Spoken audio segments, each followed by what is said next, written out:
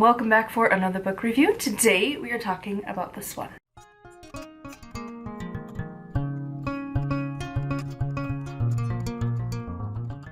So this is The Philosophy of Dark Paganism, Wisdom and Magic to Cultivate the Self by, I'm gonna mispronounce names, it looks like Frater Tenebris. Again, names, not great at them.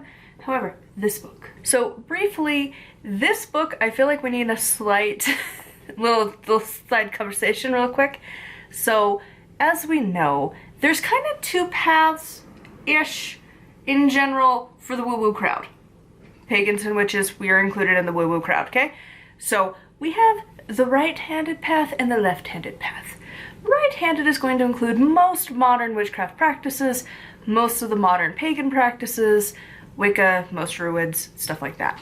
Even most heathens are going to fall into that category.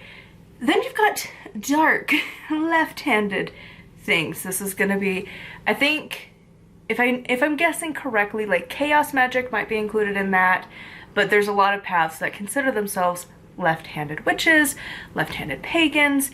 This book goes down that pathway, and the title is for dark paganism. To be perfectly honest, I did not know that's what I was getting into. I just kind of thought it was gonna be like the shadow self pagan stuff, not a whole different branch. So keep in mind, dark paganism is actually like a full tradition, and this is a book discussing it. So I gave this one a 3 out of 5 star. So needless to say, obviously, this book is like not my thing. I'm really not big into dark paganism. That's just not what I'm into. Now, if you are curious, this does go into some of the things. I don't think it's a great intro book for it. Also, she's just gonna bless us with her presence. She's decided it's playtime, not record time. But isn't she so cute?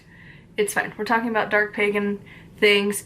We got a pure black cat. Well, she's got some gray now. She's a little old, but mostly still a black cat. So as for like an introduction book on dark paganism, I felt kind of like I knew some of the things, but it also didn't feel very like intro holding your hand of like, here's what they believe.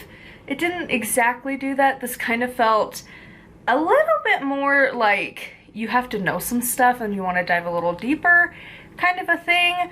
Because again, the right-handed path of paganism, I know that one pretty well. Left-handed, not as much. It's just not my thing. And so like, I got lost quite a few times in this book. The writing style for this also just wasn't my favorite.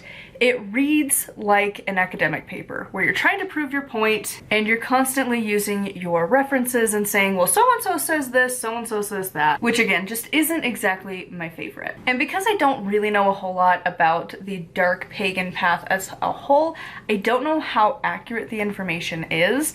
And even the authors that he constantly is referencing, I don't know their work. I don't know if he did a good job talking about it. The only one I kind of knew of was Aleister Crowley, which he's at the tip top with just the occult before we kind of started to branch out and do our own things in the last century or so. And so like, yeah, we got that dude in common, but like, we've really gone quite different paths.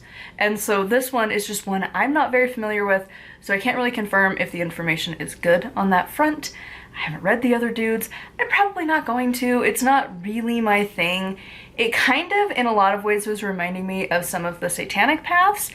If you don't know, that's a whole section. There's like every different kind of Satanist out there.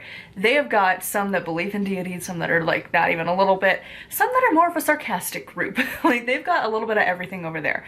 And it kind of reminded me of some of those works. I haven't delved very deep into those, but like I like to know a little bit about religions, that even if I'm not going to join, like I like to know things. So I only have a very brief understanding of those guys, and this kind of reminded me of it. But if you are interested in it, this might be a good book. Again, I don't know the beliefs. It didn't feel like it explained a whole lot to me, but if you were already kind of intrigued, maybe you've read the other authors, it might add a little bit more. And really that's who I would recommend this book to be for, is anyone who is interested in dark paganism. And like, you're okay if you might not know everything, and either you've read some of the other books that are like the core books, or you're willing to go read them after this and like kind of delve deeper. It's not like the greatest of like what is dark paganism, because apparently that's a thing. and I just didn't feel like it really explained it that well. When you can compare it to the witchcraft books that we have that really explain Wicca and witchcraft and modern paganism, this direction, like, we can handle those topics really well. It's very easy to explain anymore. And this one didn't really follow any of those where you're kind of more lost and, again, more of an academic writing style. That's just not my favorite. Needless to say, I'm happy to take this one back to the library. And again, if you like dark paganism, this might be great for you. It's just not for me. So anyways, I would love to know your thoughts on this one in the comments down below. As always, a huge thank you to my patrons. If you would like to support me and get access to exclusive content, it is patreon.com/nightwillowcrafts. Make sure to like, comment, and subscribe. I post every single day. And until next time, thank you so much for watching, and blessed be.